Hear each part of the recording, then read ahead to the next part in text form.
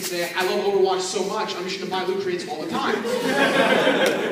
It's a different model. The mobile model has kind of adapted to the new modern generation of games, and so it's really hard to define that line. But I think you guys just wanted to know. And as much as you're listening to your favorite YouTubers dictate this and your favorite news outlet sites, at the end of the day, it's the most important thing I can stress, make these decisions for yourselves. Just because Angry Joe said that this game sucks, like, I love Joe to death. He's one of my favorite YouTubers. No shade towards him. Just because Angry Joe hates it doesn't mean that you may hate it. You might actually like it. Just because I say a game is good means that maybe you might hate it. And I'm sure there's games you guys bought out there over the years that you only bought because of me or your favorite YouTuber. And I think, again, it's up to you to make those decisions versus reading an article in Kotaku that says, you know, is Shadow of War bad for games? You know, it's like, it's a headline. But anyways, you get the point. Thank you for your question. I gotta work better on making those answers shorter. You sit right here in the front. Yeah. What is your favorite video game series?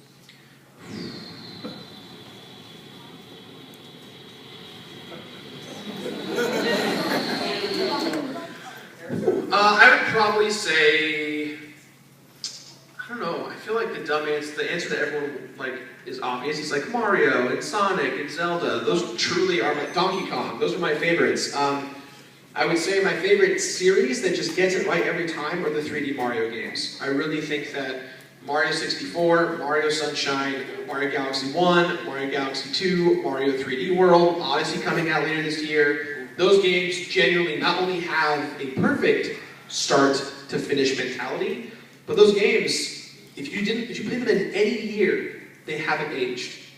Like, the N64 is a console that has aged pretty badly in regards to graphics for third-party companies. You can pick it up, we can pick up Mario 64 today and be like, this is still good. This is still legitimately a good time. And I think Nintendo tends to have a timeless approach to the games that they work on. They really try and make it future-proof almost, so that anyone out there can play this game 20, 30, 40 years from now, and it's still good. And I think that's kind of why I think Mario is my, absolute favorite. You, sir, in the red shirt.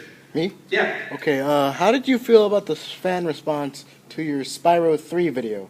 Oh, okay, so, for those of you guys wondering, Spyro 3 is like a fan favorite game out of the Spyro series, and I didn't really think so. I thought it was pretty okay. I didn't think it was bad. It felt like Spyro 2.5, and I think that the companies that worked on it did a very good job with it. It just kind of got a little boring for me. And apparently, even if you're the guy that loves everything, if you every now and then say something that disagrees with everyone, they blow up on you. And so I got a lot of flack for it. But honestly, I don't really mind that much. I think it's fine. You're allowed to have your opinion. Just don't come to my house and tell me that you disagree with me. You sit in front. You've already covered Super Turbo, Tekken 3, Ultimate Mario Stabber, Fighting Game. Yeah.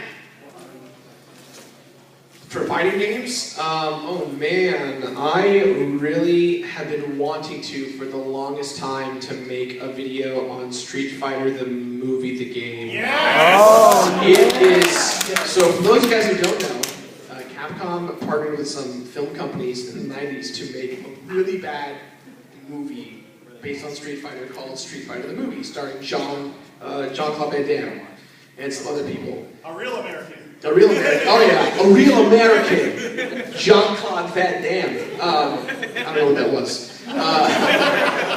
This movie was bad, but I don't know why, but for the aesthetic of the movie, they made it look like Mortal Kombat with photorealistic characters, but more importantly, they just got the actors from the movie to be in the game.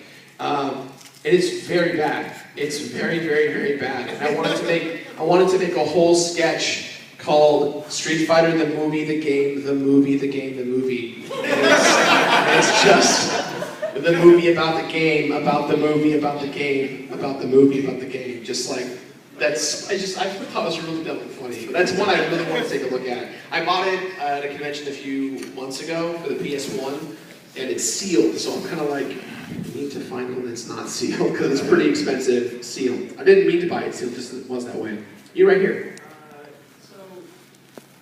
In those videos you did Hyrule Hyrule Warriors and a bunch of games, and those had DLC or things that you just couldn't complete because you had review copies with the screenshots and you couldn't do anything else.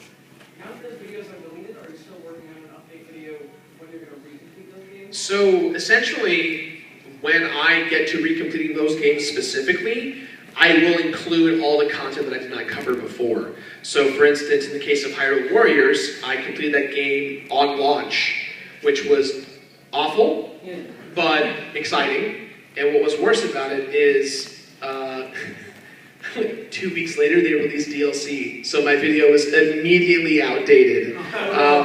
But then they kept going for like 9 or 10 months with new DLC for Hyrule Warriors. So I personally think that if Fire Emblem Warriors sells really well, they're going to probably bring Hyrule Warriors to the Switch. And if they do that, then that's the time when I'll recomplete it. So I'm giving them a couple of years. But if they don't do that, I'll probably just end up doing it on the Wii U and just, again, it'll be as if I'm starting over, but luckily I have my game save from before, so I'm going to kind of just pick up where I left off and do it, because those adventure maps they're just killer. 100 hours per map, it's insane, it's crazy.